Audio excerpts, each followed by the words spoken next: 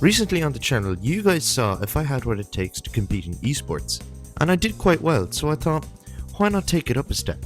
Why not start my own team? And to add an extra challenge, I decided to coach a non-sim racer to take part in one race with me, and the person I chose was the one, the only, Off the Limiter.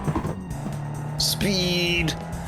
Very speed. And my main teammate that I brought on board to race with me is Christopher Riley, but he's quite experienced, so I kind of left him to do his own thing, so you'll see him a bit later on in the video. Now, as far as the coaching goes, Will has practically no experience in sim racing, but he does exclusively use a wheel and pedal setup, so I wasn't exactly starting with nothing. The race was to be at Donington Park, and the series was the Perfect Acceleration JSCC official E-Series, meaning yes, once again, I didn't just enter some small level league. This championship is connected to the real life Junior Saloon Car Championship, and the prize for the scholarship class is to get into the real cars. Alright, you light brake fourth gear straight into the corner.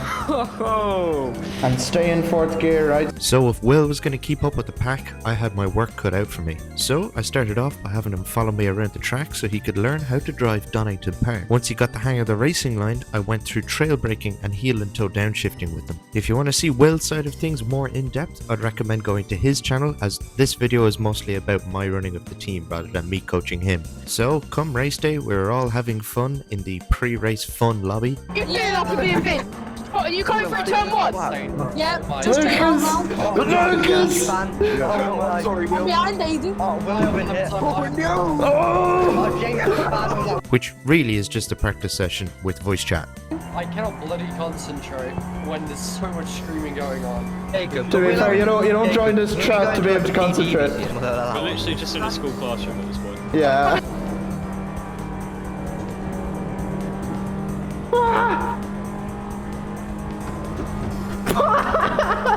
I'll give a fiver to whoever put maneuvers Jacob right now. I'm on it. I'm on it. Screw up. Don't worry. Me and Andrew are waiting, Charlie. Get him. Get him. Get him. That's me. That's me. Bye, Dominic. Yeah, I got it. Oh, Andrew, I'm doing the same thing. Yeah. No, it's not enough. It's not enough. No. I'm so sorry. So, very good evening, everybody. Welcome to the Junior Saloon Car Championship official E-Series. Then we had the pre-race briefing where Tom O'Farrell told us to move once to defend and not in the braking zone. The format is a qualifying session followed by 2 races, with the second race being a reversed grid. Qualifying went rather well. I qualified 14th, Chris qualified 22nd, and Will qualified, well, 28th and last. And just to point out, I'm in the car with the white roof, Chris is in the car with the green roof, and Will is in the car with the red roof. So I'll let the broadcast commentary of Joseph Black take you through the opening stage of the first race. 5 red lights start to go on the drivers already, and well, the action is underway. The run down to turn 1 begins, and it's a good start from Charlie. Devlin Taylor is going to slot in just behind him as now Jaden Slater tries to take the opportunity into the first corner, looking slightly further back, and that's going to be maybe the inside line. Just a very late move there in the foreground, as that might be Taylor trying to challenge with Devlin. Justice has managed to make his way past Sweetman. He was looking very, very aggressive into the first corner, and this is going to be 10th place. Dominic Jones at the moment, Critchley chasing in behind as they all filter through. It's nice and clean through the first couple of corners here at Donington Park National, and that's a late lunge back, so that's going to be Justice served on to Justice. Maybe Ollie Sweetman pulls alongside, and it may well be 3 wide as Johnson tries to involve himself in that battle. It's going to be the outside lines of the momentum for Justice, but as they head up the hill, Sweetman and Johnson still keep their tyres in, still keep more than a tyre in. 3 won't go into the corner, and Sweetman is going to get spun out. That's unfortunate there. The car on the inside just wouldn't yield. The car on the outside wouldn't either. And so it was down to the man in the middle to get squeezed out, to get dropped down. And that's Oliver Sweetman, unfortunately, dropped to the rear of this field. So it was clean through the first couple of corners, but still scrapping over those positions in these early stints has really cost Ollie Sweetman some time and it's a little bit of a sheepish moment for them as they're going to try and put that out of their minds and continue that fighting on. It's benefited the cars in behind. So just like before with the Ginettas, this series has two classes, but both are driving the same identical cars. One class is for those eligible for the scholarship and the other is for those who aren't. I'm obviously in the ones who aren't. So the main contenders I'd be encountering for this race were Dino Rowlands, Jacob Ellis and Callum Williams. And as a one-off appearance as well, Jordan Taylor, but he is way faster than me. Dino Rowlands qualified in front of me, as you can see, and it was my goal for this stage of the race to try and chase him down. We'll now tune into Chris, who is consistently fighting himself in really heated battles over the course of this entire event. Well, we'll see where they all are able to stack up. That's going to be Charlie Kelso having problems, and that might be Jacob Ellis's opportunity. Indeed, it is. Christopher Riley didn't take the chance, and now Jacob Ellis is feeding on the scraps that were fed to him as he's holding that inside line. Can he take the position? He can, and he's going to hold on to it as there's an attempt of a wheel tried to hold in even by Charlie Kelso, but he's not had the chance. And Christopher Riley trying to take the opportunity, getting information as well that Adam Kona's PC has died, so unfortunately he will not be racing here in race number 1, and hopefully he'll get the chance to be back in for race 2. Andrew Bailey on the inside line of Dino Rowlands and gets through into the chicane. And well, there's been a couple of Andy MB representatives. That is the man himself, and he's up into 6th, so doing a pretty good job so far, considering this isn't even his main game. He's a beaming fanatic, and well, we'll see what he can get the chance to do in a little bit of different machinery. Fast forward to nearly halfway through the race, and Chris was evidently doing quite well, and it must be said, so was Will, who found himself no longer in last place and leading the rear pack of the field. But let's tune back into Chris. Has lost much time from that incident. Scotty O'Connor as well, seeking an opportunity, but I think at this point in time it makes sense to just sort of sit behind, just wait for maybe incidents to happen, maybe contacts to be made, and then they'll have a poor exit and you can slide your way through, as that is going to be what is going to be attempted by Christopher O'Reilly. I was only slightly ahead of Chris, and Dino spun behind me.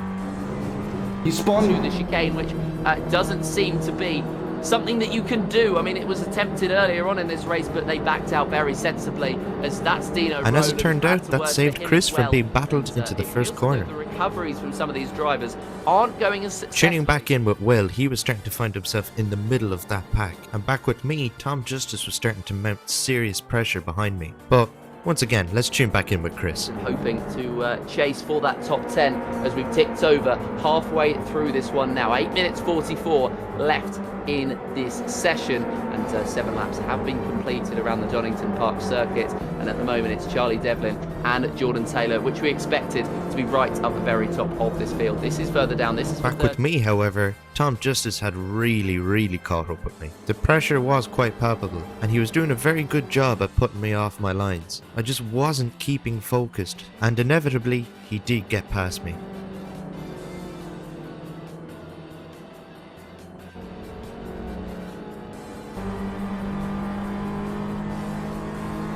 But after this overtake, I decided to really lock in. I was coming down to the final 2 laps of the race, and I thought I had the pace to get back past him before the end. So I locked in and pushed hard. Coming through the final chicane to start the last lap, Tom Justice went slightly deep. This caused him time that I was able to capitalise on for the rest of the lap. Looks like you made a boo-boo. And even though he starts to pull away again, he goes too wide going through the old hairpin, which costs him even more time. Coming down the back straight, I had a run on him, which opened me up for a guaranteed opportunity into the final chicane. Now, when 2 cars are side by side here, it is beneficial to be on the inside, and Tom wants to cover that as much as possible. But me being much older than Tom, I'm able to use my experience against him. I fake a move over to his left-hand side by drifting across. This opens just enough of a gap on his right for me to swipe back to the right and get my nose in before he can shut the door. Wecker, he's managed to hold off Jaden Slater for 3rd place, as now this is 6th place around the final corner. Tom Justice. I don't know what the stewards are going to think of that, but that was incredible. And in a slightly cheeky move by Tom, he does cut me off in the second part of the chicane and run me slightly off the track on the exit. Still, I finished 7th, which is alright. Chris finished in 14th and Will finished in 23rd, so not last, which is brilliant. Before we move on to the far more interesting second race, I just want to quickly shout out my Discord server. It's been kinda dead, I want to revive it, and if you're enjoying so far, please subscribe. With race 2 being a reverse grid, this meant that Will was actually starting from the very front. Once again, I'll let Joseph Black take you through the opening stages of this race. As we get straight to the 5 red lights, or the 6 red lights, the drivers are ready and the action is underway. We go straight into our reverse grid race. Race number 2 here today, and it's a good start from our pole sitter, which is going to be Harrison King, who's going to take the run down to the first corner and swipe to the inside line from one of the cars in the foreground, which is going to cause a little bit of a momentum loss for Sutton, who's going to drop down the order, but it is going to be Harrison King that leads the way here today, and well, it's going to be Aiden Ingram following him through in second place. Of course, a little bit more carnage, as you would expect in the first early skirmishes of this one, as Tom Justice drops to the back of the field, as there's only a couple of drivers who've had that problem. I think it was Tom. Yeah, Will is at the front, look at him. Oh my goodness, that's amazing.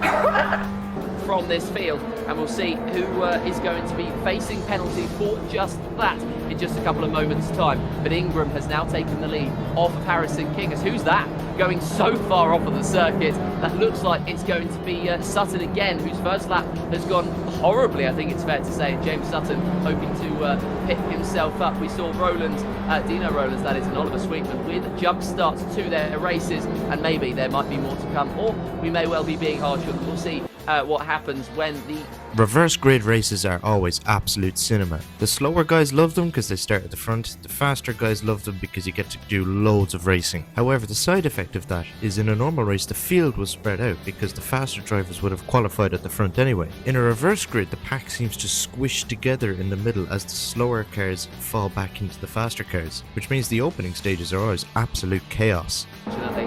Dropping down to the back of the order and was sideways, but that's going to be almost about 5 cars wide into the first corner, so absolute carnage, as I mentioned. And in all of this, Jordan Taylor, I mean, he mentioned pre-race how much he loves a reverse grid race. He's already gained so many positions and he's looking to gain more. He's in the top 10 as it stands, and Quecker is just ahead of him. Pittman is also just ahead of those two in a 3-car fight. In a few corners' time, I'm about to unexpectedly find myself in the limelight in a heated battle against one of the fastest drivers I've ever raced against. He can maybe set up a sumptuous move on the inside on one, which is the outside on another, and he may well take the chance, but looks like he might be boxed in by Ricky Pittman here, who covers across for Zane Quecker, so it might be an opportunity after all for Jordan Taylor to sweep around the outside with the momentum, but a bit of a slide from Pittman has cost Jordan Taylor, and he's going to have to make that move all over again. Paris might make it slightly worse for him, as they're going to both have a half spin, both able to save it and open up the door for Bailey to try and come through on both of them. He can get through on one, not the other. Jordan Taylor able to hold on to P10, as that is going to be Callum Paris off of the circuit. Scotty O'Connor involved in the incident as well. They both drop further down the field. They're both sideways and they're both potentially with damage. Jordan Taylor down to 11th place. He's dropped in the meantime down past. Unfortunately, me being a little bit greedy on the entry into the chicane has caused me momentum the whole way down the straight.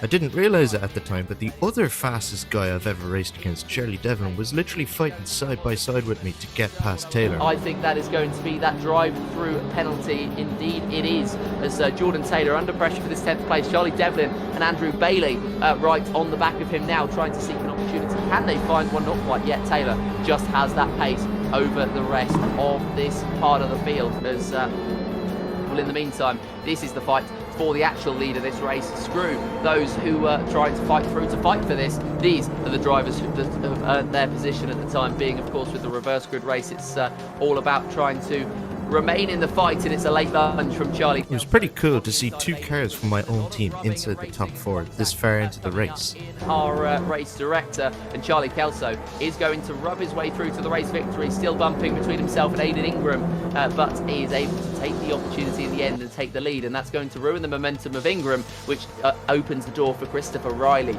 to pull alongside Harrison King. Of course, our pole man Willis Harrison King keeps his nose in this fight and hopes perhaps that one of these two is going to have a loss of momentum heading into the chicane, but no, they both go pretty cleanly, although that is going to be a poor end. Fast forward to just shortly before halfway through the race. I've worked my way up through the main pack, but Will unfortunately has started to fall away from the front, and before long I caught up to the back of him, and inevitably then I did get past him. Still, he was doing quite well considering he started at the very front, with 27 angry Saxos behind him. Quickly tuning back in with Chris, he was doing exceptionally well. He was really in the fight for the win of the race, chasing onto the tail of the very fast Zane Queka. Taken to my heart in race number 1 and 2, in round number 1 here today at Donington Park, and he's just done so incredibly well. Unfortunately, at the same time, Will was just losing a lot of time. He was being put out of his groove with all of the big packs of cars coming up behind him. At the same time, I nabbed a free overtake. Oh, that's a free position.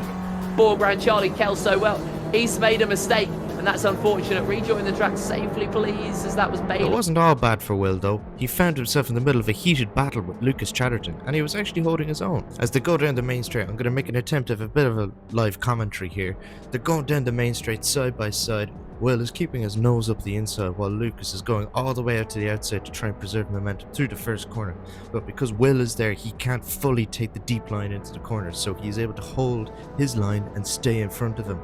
Lucas, though, is still chasing him down. They're still side by side on the run down towards the old hairpin. But as they come down into the final little right-hand kink, that's a left-hand kink I should say, coming down towards the hairpin, yeah, Lucas just, yeah. He just sends it up the inside and just shoves Will off the track.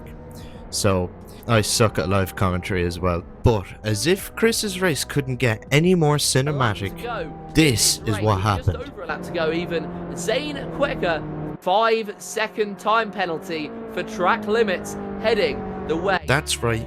Zane Queka, the leader of the race, had a 5-second time penalty for track limits, and Chris was 3.5 seconds behind him, but slowly dropping back. But there was only a lap and a half left. Could Chris take a win for the team in our first proper race? Well, let's see. We now come to the final lap, and Zane Queka, who I should mention has since driven these cars in real life, is now pushing with everything he has. The gap was now over 4 seconds and only increasing ever so slightly as the corners went by.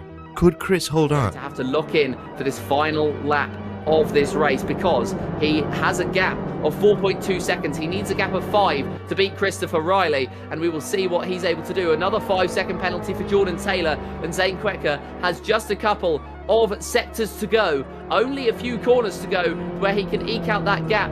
And, well, Zane Queka is going to have to lock in now more than any other time in this race in order to take the victory, more than any other time in this weekend in order to pick up as many points as he can. And you can see how far he's pushing, you can see how hard he's pushing. He's so far off the circuit, 4.5 seconds with 3 corners to go for Queka. How much of a gap is he going to be able to eke out to Christopher Riley to break hearts in the Andy MB Motorsports camp? It's just 2 corners to go now, and keep an eye on that timing board on the left side of your screen. 4.65 down to 4.63. Zane Queka needs to fly through the final corner to pick up the victory for the Oirex competition team.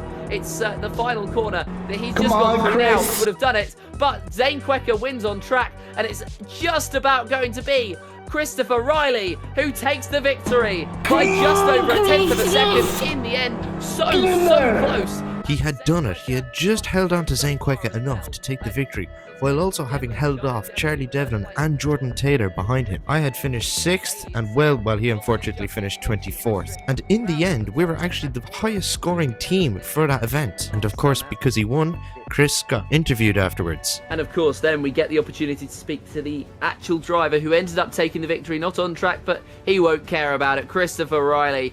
I mean, talk me through the emotions of that one. Absolutely overwhelming. I mean, pushing the pace and trying to swerve past other cars it makes you nervous, you know, and a lot of emotions, a lot. I've got to make a voice chat now with the 3 of us. Chris lad. In 6 How are years. you getting on, boys? Chris, you legend! Let's go! Let's go! First of all, I was shaken to the absolute bollocks, right? And see, the thing that confused me was there was a car in front of me, and I thought I was coming second, so here I was thinking, all right, I came second. Yeah, that's what I thought as well. And then apparently they got a time penalty which put me ahead. I was wondering, why did I get moved down? So, a very successful debut evening for the team, but it doesn't end there. See, even though me and Will were making a one-off appearance, Chris had entered for the entire championship. Like me, he was in the all-comers class, so he wasn't competing for the scholarship, but he had a season-long championship battle with Jacob Ellis and Callum Williams. The next round at Castle Coombe unfortunately didn't go so well for him, and he had a seriously unlucky race at Oulton Park, with Jacob Ellis getting a little bit overzealous on the throttle and accidentally spinning Chris out. But at the second last race in Brands Hatch, I decided to make another appearance. This time we decided to capitalise on the reverse grid racing system. However, come Brands Hatch, a lot of people had the same idea as us. Well, I hadn't won anything in 6 years and I was going to fight tooth and nail for that victory. And come the start of lap 2, I was in a battle for the lead. But unfortunately, the very fast but admittedly very aggressive Charlie Kelso pushed me wide off the track. And remember how my SSD failed, which cut my previous video short? Yeah, well, that whole thing was only starting to happen during this race, and my game froze 3 times during this session, which ultimately cost me any chance of a good result. However, Chris had a brilliant race, and coming into the last race, the championship stood at Callum Williams at first with 130 points, Christopher in second with 124, and Jacob Ellis in third with 108. It all went wrong for Chris. A crash happened in front of him, and that was that. Callum Williams became the all-comers champion of the 2025 JSCC official E-Series. But this isn't the last you'll see of Andy MB Simsport. See, for this year's set of racing, I've not only gotten a sponsor, but I've started a driver development program for new sim racers. Currently, we have 2 drivers in the development program, with Leo being one of them, who you'll know from the channel on some older videos. And as of me recording this voiceover, me and him just took part in our first race together only a couple of days ago. I got a bit unlucky during the races, but it was mostly just for Leo to get the hang of things. So click on the Instagram link down below to follow all of the team's activities. Click here to watch Filmin86 try to teach me how to make a mod. Subscribe because I'm getting a lot of new viewers and a lot of you aren't subscribed. And this is another video YouTube thinks you'll like. Thanks for watching, and I'll see you out on the track.